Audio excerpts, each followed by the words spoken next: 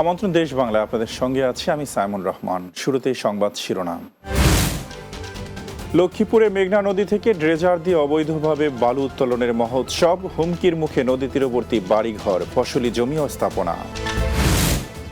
এবং সাংবাদিক তুহিন হত্যায় দেশের বিভিন্ন জেলায় মানববন্ধন ও প্রতিবাদ সভা, জড়িতদের আইনের আওতায় এনে বিচারের মুখোমুখি করার দাবি।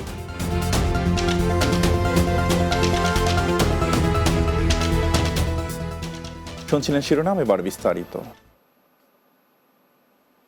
লক্ষ্মীপুর রায়পুর উপজেলার মেঘনা নদী থেকে ড্রেজার মেশিন দিয়ে অবৈধভাবে বালু উত্তোলনের মহোৎসব চলছে। এতে হুমকির মুখে পড়েছে নদী তীরবর্তী বাড়িঘর ও ফসলি জমি সহ বিভিন্ন স্থাপনা।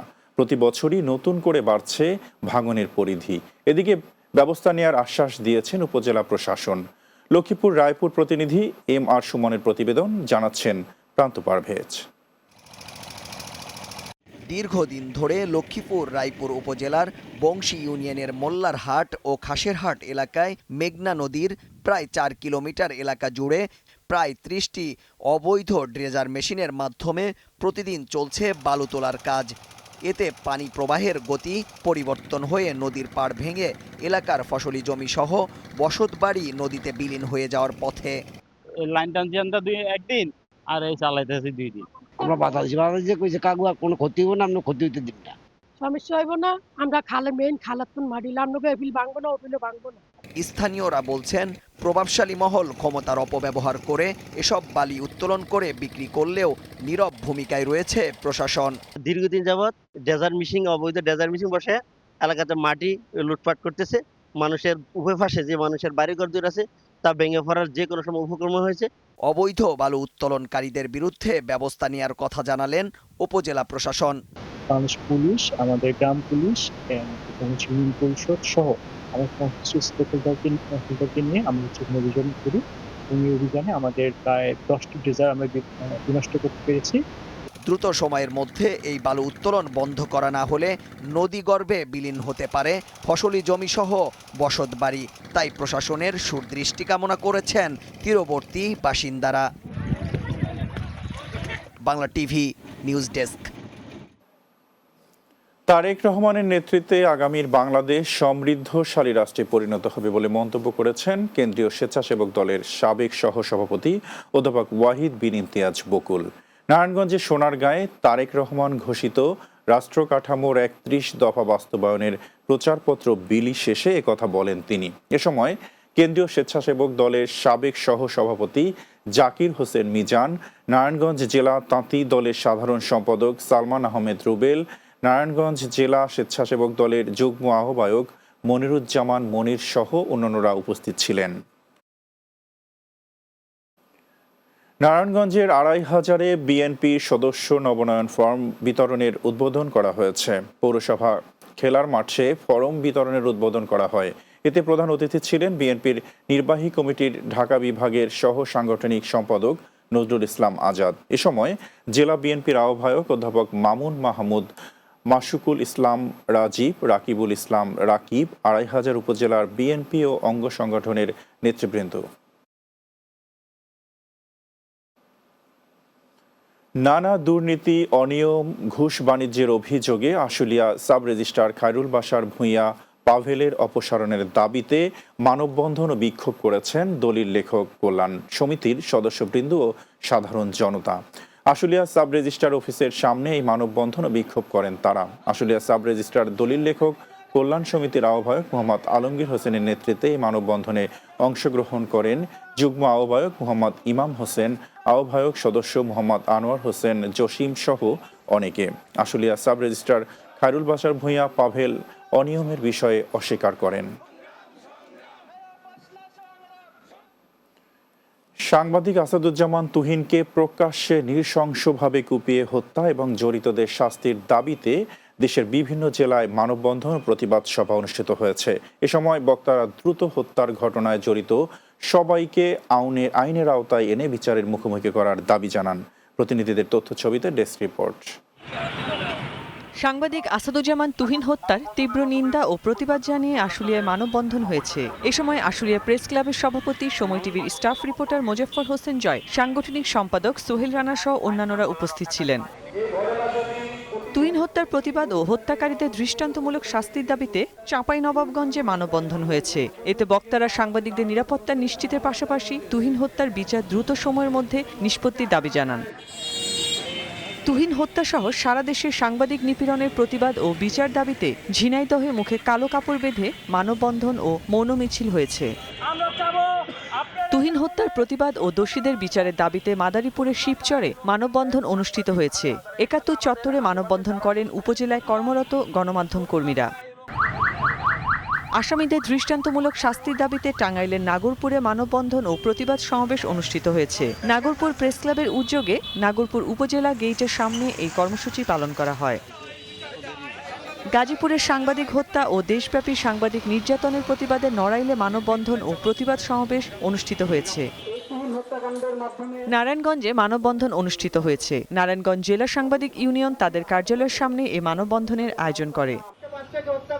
হত্যার প্রতিবাদে ও দ্রুত বিচার দাবিতে মানববন্ধন করেছে পঞ্চগড়ে কর্মরত সাংবাদিকরা। পঞ্চগড় শেরেবাংলা পার্ক কেন্দ্রীয় শহীদ মিনারের সামনে সম্মিলিত সাংবাদিক সমাজের আয়োজনে এ মানববন্ধন অনুষ্ঠিত হয়।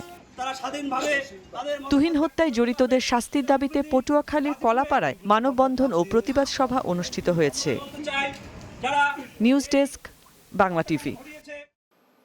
দেশ বাংলা নিচ্ছে একটি বিরতি, ফিরে এসে অন্যান্য সংবাদের সঙ্গে আরও যা থাকছে। নোয়াখালীর বেগমগঞ্জ কাদিরপুর উচ্চ বিদ্যালয়ের প্রধান শিক্ষককে বিদায় সংবর্ধনা। মাগুরায় এসএসসি ও সমমান পরীক্ষায় জিপিএ 5 প্রাপ্ত শিক্ষার্থীদের সংবর্ধনা।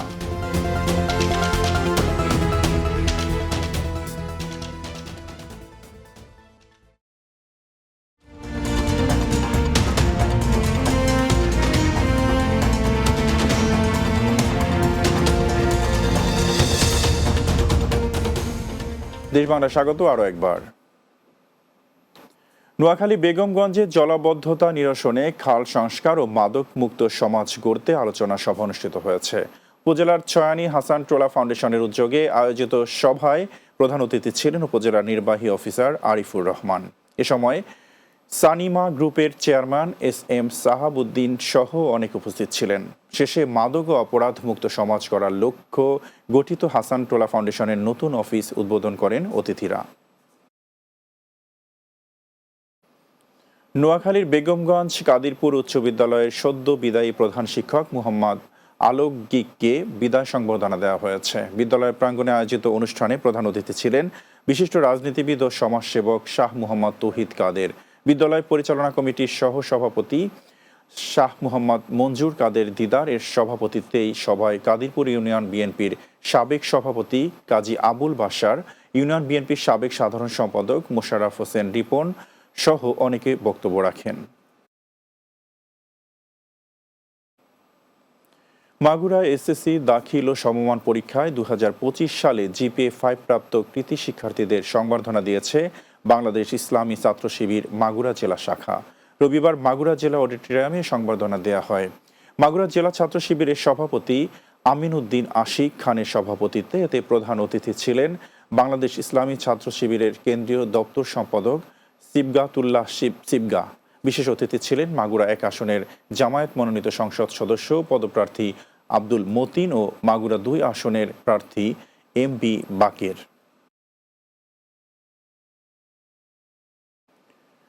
ময়মনসিংহ জেলার মুক্তাগাছা উপজেলায় সমবায় সমিতি ব্যবস্থাপনা ও কম্পিউটার ব্যবস্থাপনা প্রশিক্ষণ অনুষ্ঠিত হয়েছে। আঞ্চলিক সমবায় ইনস্টিটিউট মুক্তাগাছায় 6 জেলায় সমবায় সমিতির সদস্যবৃন্দ ও অফিস সহকারী কম্পিউটার অপারেটরদের নিয়ে এ প্রশিক্ষণ অনুষ্ঠিত হয়। এ সময় প্রধান অতিথি ছিলেন বাংলাদেশ সমবায় একাডেমি কোটবাড়ি কুমিল্লার উপাধ্যক্ষ মোহাম্মদ জিয়াউল হক। বিশেষ অতিথি ছিলেন আঞ্চলিক সমবায় ইনস্টিটিউট মুক্তাগাছার অধ্যক্ষ মোহাম্মদ হাসিবুর রহমান মোল্লা, মুক্তাগাছা ময়মনসিংহ কোর্স পরিচালক আব্দুর রৌফ সহ অন্যান্যরা। দিনাজপুরের হিলিতে গরিব অসহায় দুস্থ চক্ষু রোগীদের বিনামূল্যে দিনব্যাপী চক্ষু শিবির ক্যাম্প অনুষ্ঠিত হয়েছে। বাংলা হিলি পাবলিক ক্লাব ও লাইব্রেরির আয়োজনে রবিবার ক্লাব প্রাঙ্গণে এর উদ্বোধন করেন উপজেলা বিএনপির সভাপতি ফেরদৌস রহমান। এ সময় পৌর বিএনপির সভাপতি ফরিদ খান, পাবলিক ক্লাব ও লাইব্রেরির সভাপতি মুরাদ ইসলাম কবির, সাধারণ সম্পাদক আরমান আলী সহ অনেকে উপস্থিত ছিলেন। নেত্রকোনা ট্রেনে চাঁদা তুলতে বাধা দেয়ায় তৃতীয় লিঙ্গের নেতাদের বিরুদ্ধে মিথ্যা ও বানোয়াট অপপ্রচারের প্রতিবাদে মানববন্ধন ও বিক্ষোভ হয়েছে।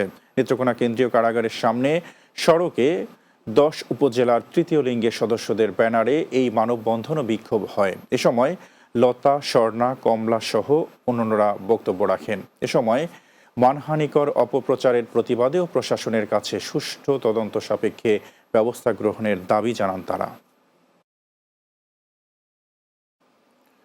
বগুড়া পুলিশ চ্যাম্পিয়নশিপ ফুটবল টুর্নামেন্টের উদ্বোধন করা হয়েছে। বগুড়া পুলিশ লাইন্স মাঠে টুর্নামেন্টের উদ্বোধন করেন পুলিশ সুপার জিদান আল মাসুদ। খেলায় উপস্থিত ছিলেন অতিরিক্ত পুলিশ সুপার প্রশাসন আসাদুজ্জামান, অতিরিক্ত পুলিশ সুপার ট্রাফিক আতর রহমান সহ পুলিশের ঊর্ধ্বতন কর্মকর্তা বৃন্দ। টুর্নামেন্টে 4টি দল Dhaka range, Rajshahi metro, Rangpur range ও রাজশাহী রেঞ্জ অংশগ্রহণ করেছে। শেষ করব দেশ বাংলা, যাওয়ার আগে শিরোনামগুলো আরও একবার। লক্ষ্মীপুরে মেঘনা নদী থেকে ড্রেজার দিয়ে অবৈধভাবে বালু উত্তোলনের মহা উৎসব, হুমকির মুখে নদী তীরবর্তী বাড়িঘর, ফসলি জমি ও স্থাপনা। সাংবাদিক তুহিন হত্যায় দেশের বিভিন্ন জেলায় মানববন্ধন ও প্রতিবাদ সভা, জড়িতদের আইনের আওতায় এনে বিচারের মুখোমুখি করার দাবি। এবং নোয়াখালী বেগমগঞ্জ কাদিরপুর উচ্চ বিদ্যালয়ের প্রধান শিক্ষককে বিদায় সংবর্ধনা, মাগুরায় এসএসসি ও সমমান পরীক্ষায় জিপিএ 5 প্রাপ্ত শিক্ষার্থীদের সংবর্ধনা।